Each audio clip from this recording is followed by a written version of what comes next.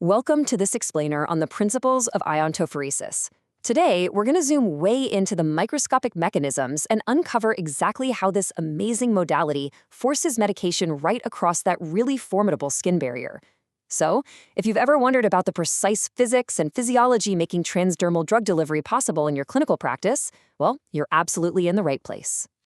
Okay, let's just quickly run through our agenda. First, an introduction to iontophoresis. Then we'll break down the hierarchy of forces, electromigration, electroosmosis, and passive diffusion. And finally, we'll wrap it all up with a summary of drug transport. Let's dive in. All right, Section 1. Introduction to iontophoresis, covering the basics of transdermal delivery. Let's define exactly what we're dealing with. At its core, iontophoresis is just a non-invasive way to propel high concentrations of a charged substance, like a medication, straight through the skin. And it does this using a repulsive electromotive force. Practically speaking, you're applying a very small, carefully controlled electrical charge, usually around 0.5 milliamps per square centimeter.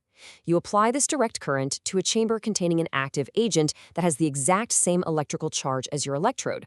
Now, just a quick heads up as you dive into the academic literature. You might see some variation in terminology. Words like iontophoresis, electrophoresis, or cataphoresis, don't let them trip you up.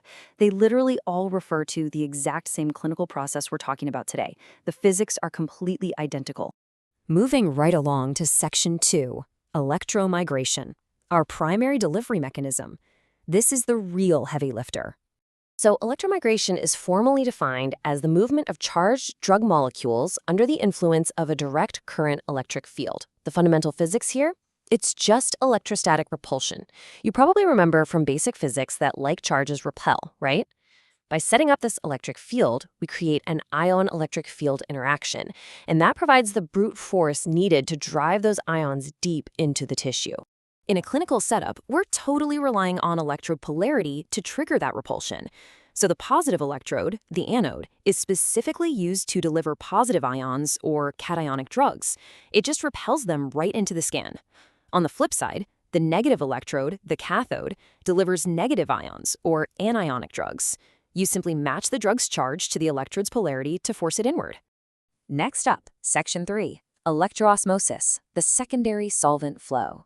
Think of this as our supporting actor. While electromigration pushes the drug, it's actually not the whole story. Electroosmosis is the movement of water, the solvent itself, through the skin under the influence of that electric field. It's a smaller contribution, sure, but it is a crucial supporting actor, because by moving the actual fluid volume, it significantly enhances transdermal delivery. Plus, it uniquely allows for the diffusion of entirely neutral molecules. But to understand why the water moves, we have to look at the skin itself. At physiological pH, human skin carries a net negative charge. Why? Because the skin's cell membranes are absolutely packed with proteins and amino acids, specifically aspartic and glutamic acid, which carry inherent negative charges. Because of this, the skin basically acts as a cation selective membrane, meaning the transport of positively charged cations is always going to predominate over negatively charged anions. This sets up a really fascinating microscopic chain reaction. When you apply your DC current, you create an electric field. This instantly causes mobile cations already present in the skin, like sodium ions, to migrate. Because they're positive, they rush straight toward the negative cathode. But here's the kicker. They don't travel alone. As they move, they physically carry their surrounding hydration shells with them. They're literally dragging water molecules along, resulting in a massive net movement of water.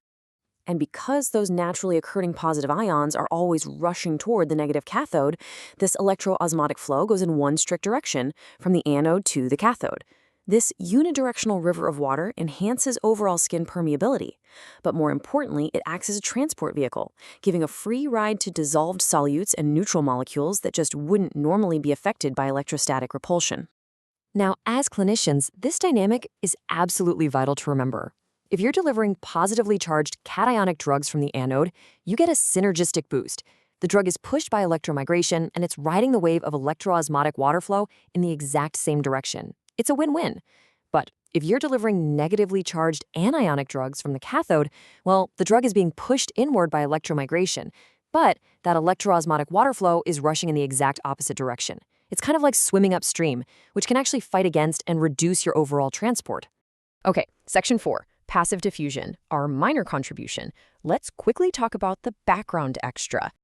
Passive diffusion is really just a minor baseline mechanism.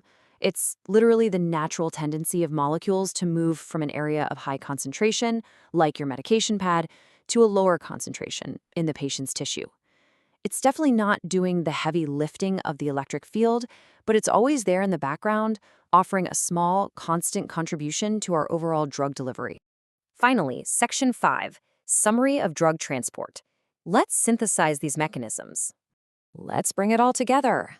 Electromigration sits at the very top as our primary mechanism, using electrostatic repulsion to deliver charged drugs. Second, we have electroosmosis, pulling a solvent flow from the anode to the cathode, which really helps out those cationic and neutral drugs.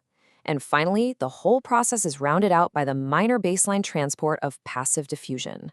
If you take away just one single thing from this explainer, make it this combined formula. Applying low-intensity DC creates an electric field. That one field simultaneously triggers electromigration, electroosmosis, and passive diffusion. It is the compounding effect of these three distinct forces working perfectly together that lets us bypass the skin's natural barriers for successful transdermal drug delivery. So I want to leave you with a provocative thought to challenge your clinical reasoning. We know the skin's net negative charge at physiological pH basically dictates this entire process, right? Especially the direction of electroosmosis. So what happens if the pharmacological preparation of your drug dramatically alters that local pH? How might that flip this entire physiological mechanism on its head? Keep that in mind as you continue your physiotherapy studies, and always remember to consider the physics behind the therapy.